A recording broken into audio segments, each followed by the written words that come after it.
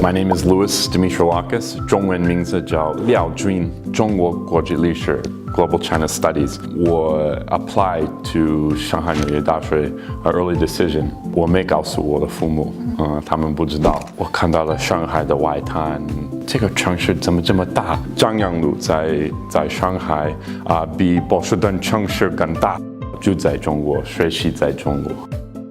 我写了3000字的文章，跟我父母说，这是为什么我要去中国留学。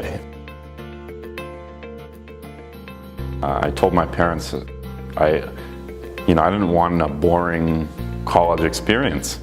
When I first got to university, I was fairly set on being a business and finance major. And then within a month, I kind of realized, wait a minute, this isn't really what I'm looking for out of my college experience. I want to know more about the place that I'm in. A lot of the commentary in the US often paints China as a, kind of that the economy's slowing down. And when I got here, I noticed this incredibly dynamic and innovative economy. It's so exciting for me to kind of read about these new tech companies in Shenzhen, for example, or Hangzhou that are really, really innovating. And I always tell my friends now back in the US, oh, you have to get WeChat because there's no app like this in the US. I took it personally in a very different direction and used the major as kind of a way to think about everyday interactions in China, and those ended up kind of influencing my thoughts about doing business in China.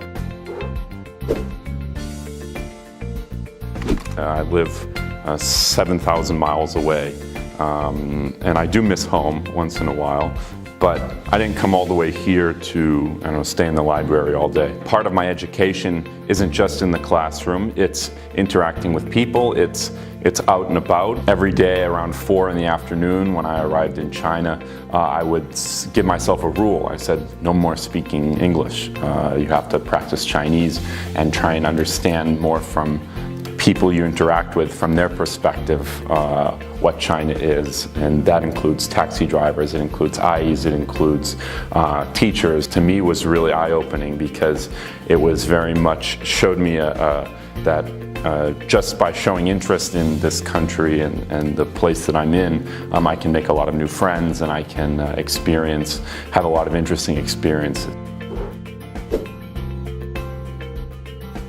Whenever I was invited over to someone's house for a traditional Chinese meal, we sit around the big round table, when I first got there, I was a little timid and I said when to serve food to someone, when to raise the glass, all these kind of traditions, where to sit around the table. And then I decided, I'm gonna engage. Then I want to take a step further. I always bring Greek gifts to give to people because it immediately starts a story, right? So I have to explain, where's this thing from, what's its significance, and how can you use it? I actually feel that the distance and separation has been an advantage and that I now feel much closer to my Greek culture.